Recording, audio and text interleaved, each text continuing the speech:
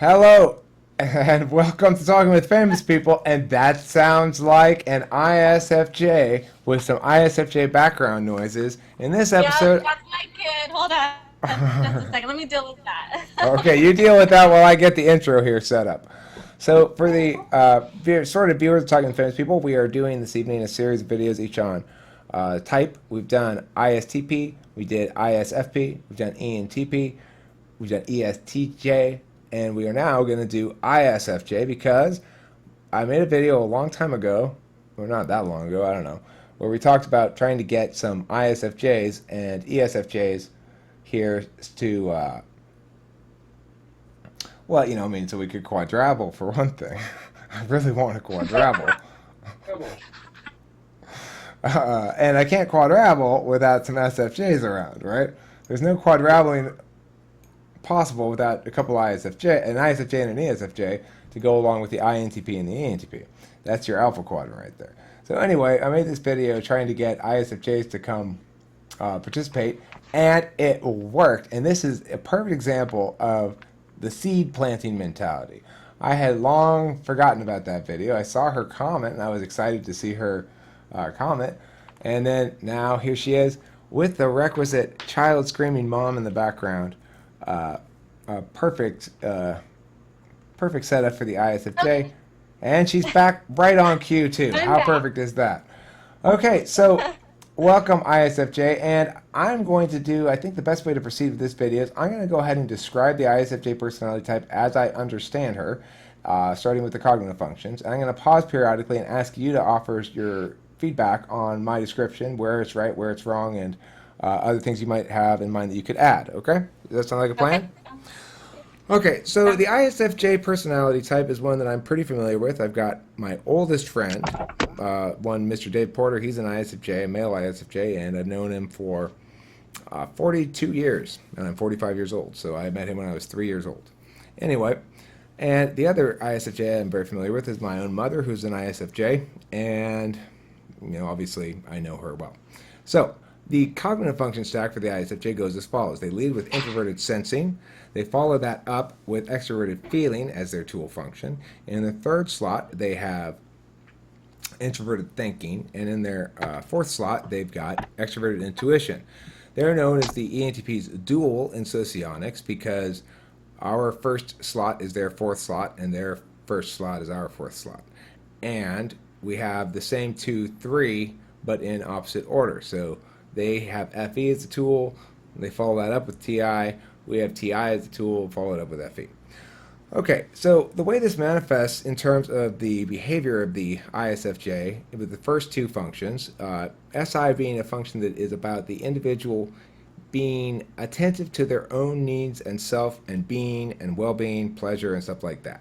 So that means the ISFJ is going to have a very well-organized schedule for themselves. They're going to know where they're supposed to be, when they're supposed to be, and why they're supposed to be there.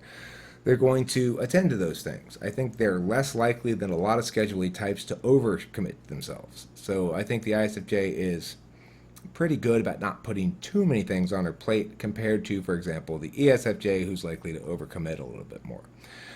The reason is with SI as their dominant function, they ultimately are worried about their own well-being, and it's going to be significant to them that they don't feel frazzled, as they will if they tend to overcommit too much. And I think they'll do it a little bit early on and then sort of get oven shy, where you touch a hot oven and it burns you and you don't want to do that anymore. So I think in general they tend to be well committed in terms of their scheduling, not overcommitted like the ESFJ.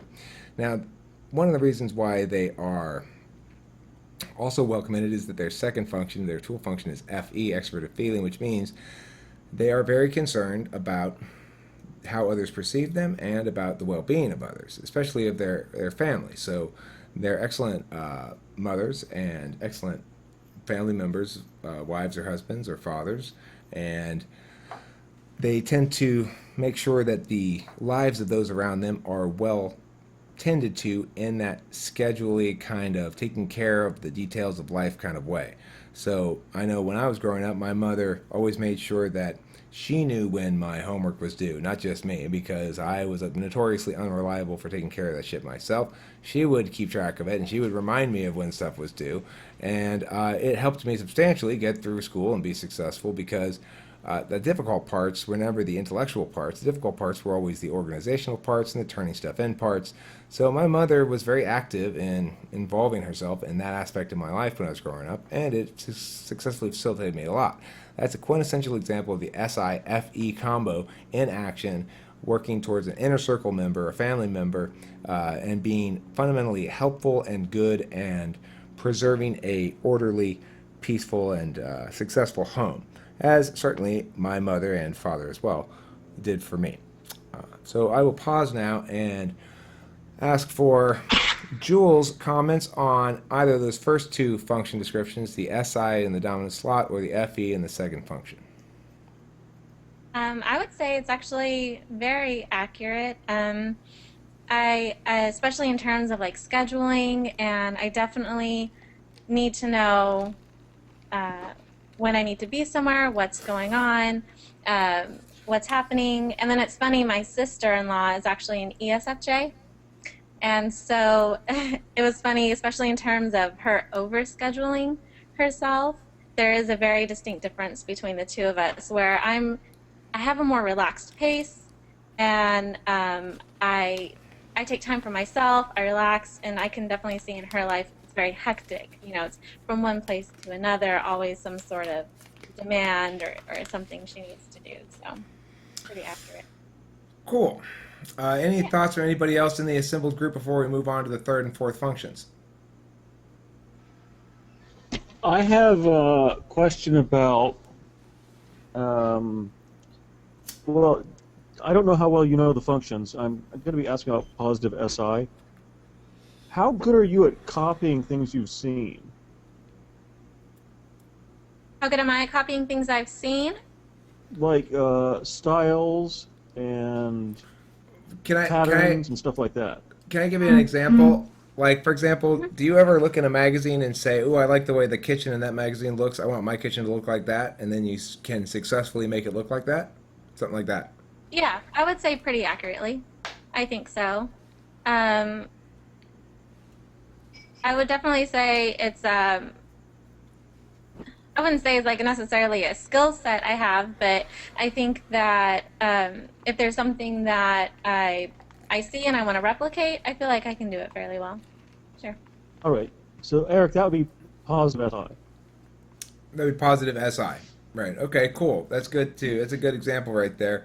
And would you say then, if you are looking to, let's say you're looking to redo a room, like my ESFJ ex-wife liked to redo rooms periodically, change the color scheme, change the designs and stuff. If you're looking to redo a room, are you going to spend a lot of time looking in magazines and stuff for ideas and inspiration, or are you going to build it out from scratch, just sort of like, well, walk me through that process? So if I wanted to redo a room, definitely, well, Pinterest. I don't know if you've heard of Pinterest. Is the new, I mean, it's kind of the mecca for all that interior design and styling and all of that. So I would scroll through there and you create a board, basically, where you pin all the ideas, examples, any like furniture you like, rugs, whatever, paint color schemes, any of that. And so you kind of create a board, and then you draw from that for your inspiration, which is typically what I do. And then it's just funny because I'm actually kind of in the process of we're redoing some areas in our home right now. And so I do that Shocking. first, get an idea. Yeah. Get an idea of what I like. And then from there, I have like my trusted stores, my favorite ones that I go to, and I try and find items similar to what I pinned or what I like. Yeah, and match the style. Like what's missing from my life. Yes, that's what you need, Taylor. That's what you need. That is the most ISFJ one or 2 minutes of talking I've heard in a long time. That was just quintessential ISFJ talk right there with the Where do you all Pinterest. hang out? They on Pinterest, Taylor. You got to start putting up interior decorating designs. That's what you I'm got mad to at do. Pinterest because you can't look at Pinterest without joining Pinterest. So how do you know if you Oh, want to join Pinterest? it's amazing. I mean, you can do a board for your kitchen, for your But I just bathroom, want you to for do your. my boards for me. Okay, let's move on to the next two cognitive functions. So the next two in the stack are TI and NE. Now, ISFJs are usually fairly aspirational in the TI area. I know my friend Dave. He and I have had lots of philosophical discussions. Have had lots of talking discussions. He went to UCLA. He got his degree in fine arts, and he's a smart guy. And at the same time, he's always positioned himself somewhat in a uh, learning role in comparison to me. And similarly, I've generally deferred to him, I think, on a lot of social things. And he gave me a lot of social advice growing up. He was the one who told me, like, stop touching your face, for example. And I always learned to rely on him as kind of a moral guide as well. He had a very clear sense of what was ethical and what was not ethical. He always cared deeply about animals, for example, and generally tried to keep things nice, in a way that I always looked up to a little bit. Like, he had a nice, orderly little cactus garden when we were growing up. And I had a cactus garden too. Mine was kind of more chaotic. Yeah, mine was kind of like just throw another cactus in there and see what happens, kind of thing. And his Isn't was, that the lowest maintenance type of cactus garden there is? I mean, type of garden at all. yeah, It's a they are low cactus. maintenance. They are low maintenance. It's rocks and a cactus, right? Well, I mean, it depends what kind you get too. There are certain kinds of succulents that require a little bit more attention, but those ones always died for me. But Dave's did fine. How much attention does a high maintenance succulent need? Well, like a Quite living a bit. rock. Living rock needs quite a bit. Yeah, quite a bit. Yeah. Um, so okay, for the TI, then we see the ISFJ is better than they position themselves as, in general. They often manifest in the world by doing a bunch of TI stuff, just like the INFJ does. But unlike the INFJ, the ISFJ does not position themselves and their own intelligence as particularly important aspects of their own identity in general. So they're not going to find it important that you think that they're smart, whereas INFJs think it's very important that you think that they're smart. And that's one difference, I think, between INFJ and ISFJ. So then, if we go down to the fourth slot, they have NE, that's the possibilities function. And I suppose this is why that difference exists, because if one's intuition is one's relationship to patterns, and if one's active or conscious function is extroverted intuition, then one tends to look for ways in which the present poses new possibilities. But that's a struggling area for the ISFJ. It's not something they're particularly comfortable with. They have a tendency to perhaps fall into certain ruts. And this is where the duality of a dual relationship would benefit them, similarly to the way that the ENTP would benefit from it, in the sense that the fourth slot function is the slot in which an individual will tend to accept as much help as anybody's willing to give them. Like for Taylor was saying, that's what I need. And, that's what I need too. We want as much help as we can get. My ESFJ ex-wife used to give me a lot of help in that area, taking care of bills, making sure they were paid on time, stuff like that. Like maintenance tasks that I really find spiritually uncomfortable, I think is the best way to put it. And so I'm not exactly sure how that plays out for the ISFJ in terms of NE in the fourth slot, but I suspect it has to do with not necessarily being able to recognize when they're persisting in a course that's not suiting them well, and they need to pull themselves out of it and try something different. I think that having somebody who's stronger in extroverted intuition may be helpful to them in that regard to turn to for advice or something like that. But I'm not quite exactly clear on how NE in the fourth slot plays out. Like I'm clear the way that SI in the fourth slot plays out. The way the SI in the fourth slot plays out is just mess making all the time. There's a lot of mess making and a lot of not attending to details and stuff. So those are my thoughts on those two functions, and I'd be curious on Jules' response there regarding the TI and NE in the fourth slot, and any additional input or insight you can give us on that NE would be especially appreciated. Okay. So the third slot you said was the TI. Right. And I was trying to stay caught up, but I don't know as in depth, as you do. I got too So jargony. yeah. So the TI, what's the basis of that? Well, And then I can it's use more introverted information. thinking. It's introverted thinking, which means the amount of time you spend working with abstract models, like the cognitive function model, for example, is one, where you understand things as a system and a sets of conditionals. Like if I do this, then I could have this option or this option. If I choose that option, then this might happen, and stuff like that. That's all TI stuff. And Okay. generally, like a lot of school, like philosophy, language driven stuff is more TI. Science, math stuff is more TE. So according to the model, then you'd prefer and be better at your language based academics over your math and science based academics. Okay. And that's very true for myself. I definitely love. I've always been a big reader, into literature, love books, honors English, all of that type of stuff. Science, no, not so much. Mathematics, not so much. Um, One thing you mentioned earlier that I thought was pretty interesting is that I'm actually married to an INTP. And so it's funny because you mentioned uh, how you relied on your friend for like the social aspect, and I feel like my husband relies on me for that very much. Like I'm kind of like the barometer when it comes to social situations and things going on. He checks back in with me and he's like, "Okay, was that okay? Did I say that okay? Was that Right. am I Yeah. acting all right for this situation?" So that was funny. But Um, it's a good pairing. I mean, those two are. It's a good match. The technically, according to socionics, the ideal would be ENTP ISFJ and INTP ESFJ. But I think that the other ESFJ works well. I think if I had a chance to do my last marriage over again with an ESFJ, it would work out just fine. I just think that for a variety of reasons it didn't work out, but it was certainly a mhm. doable pairing. It's not a bad matchup, that's for sure. Like I don't know.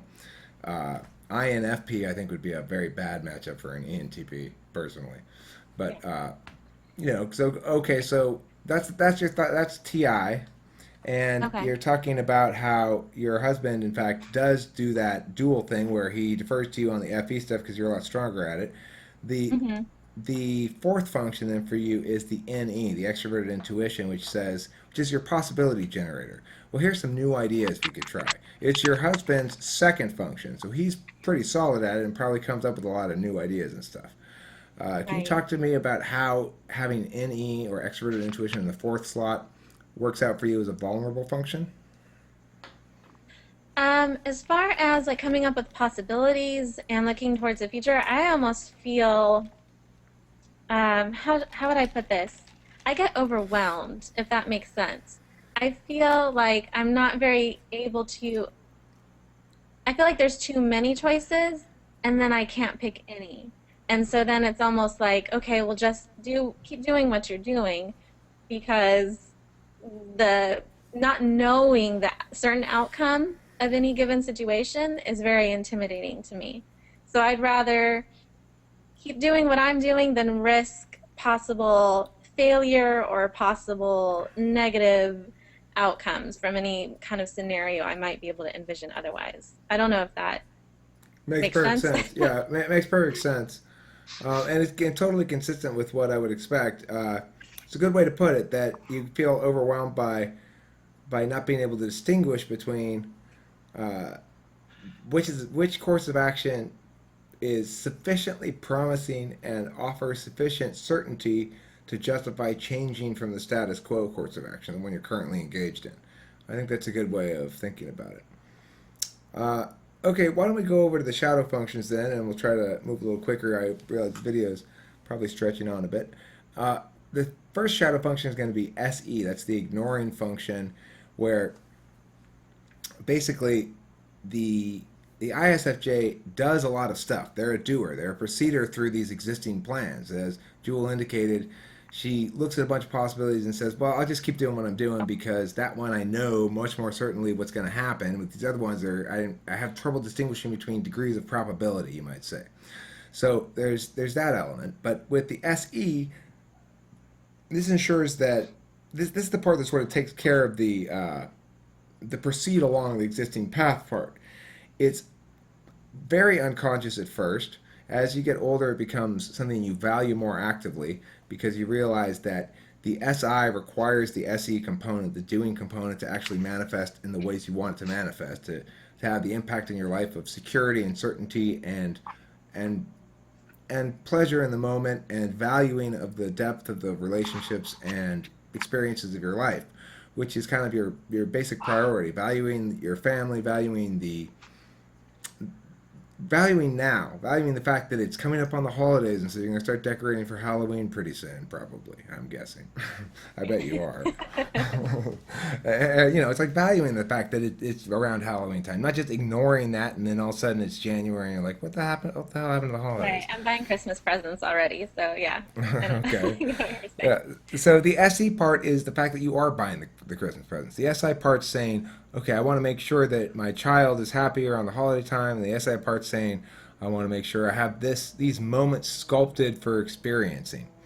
But the SE part is the doing part that's not really actively understood or consciously valued, but it's doing a lot of the work anyway. Now, in the sixth slot, you've got FI, Introverted Feeling. This is one that you're going to be not actively valuing, in fact, kind of a little bit adversarial towards. When you see other people using it as a justification for things. If you hear somebody else say, well, I think we should do it this way because it's best for my feelings, you'll find that person very selfish and be a little bit upset at them for prioritizing what you think is not so significant a vector as everybody else's feelings. But at the end of the day, you actually are quite good at understanding your own feelings about things and what things you value more than what other things. And that's why you do stuff like Halloween decorations and stuff. You want to make sure that your family's experiences of these moments that you share together with them are things that last and have referential impact for you. You can reference back to them and say, I killed it. I killed it on Halloween, I killed it on Thanksgiving, and I killed it on Christmas. I'm a good mother and a good wife, and I fucking killed it. And then you feel satisfied. You're like, that's, I did something. I accomplished something of value there. And so it's a matter of what you value, right? So those things are things that you think are very important. But the I part, your own feelings about it, are you're good at understanding them, but you don't think that that's a good justification for things in general when other people voice it. That's what it means to have that in the sixth slot. So I'm going to pause now and say, do you have any thoughts on your relationship with SE and FI, as I just described them, that is extroverted sensing and introverted feeling in the fifth and sixth slots? I definitely see what you were saying as far as, especially like with the holidays, like you're saying, very, very important to me.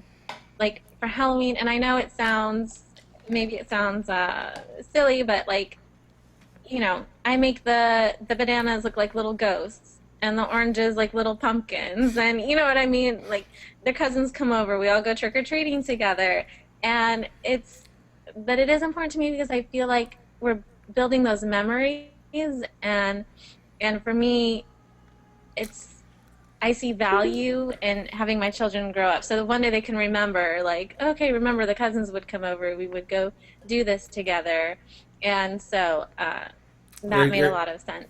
You're setting up their future SI for them. You're making sure they've got good introverted sensing memories to refer to.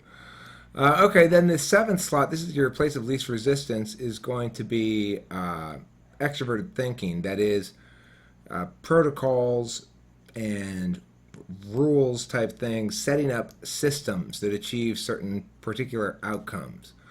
So you probably have a little bit of difficulty following through on some sort of disciplinary plan for your kids if you ever try to even implement one in the first place. But if you do implement it, I'm bet are a softy and probably are pretty easy to push over and it's probably easy to get mom to change that grounded for a week to grounded for 15 minutes. So and that is your relationship with TE. if depending on what kind of work you do besides your family work, you may encounter TE in a work Oh, environment. If one you of them's do, coming back right now. Sorry. Hello, honey. Oh, it's over? Okay, just a minute. I'll be right back out. Okay, honey? and Okay, we are Mom, a minute. almost done. We are almost done. Almost done, We're okay? we're at the second to last function. So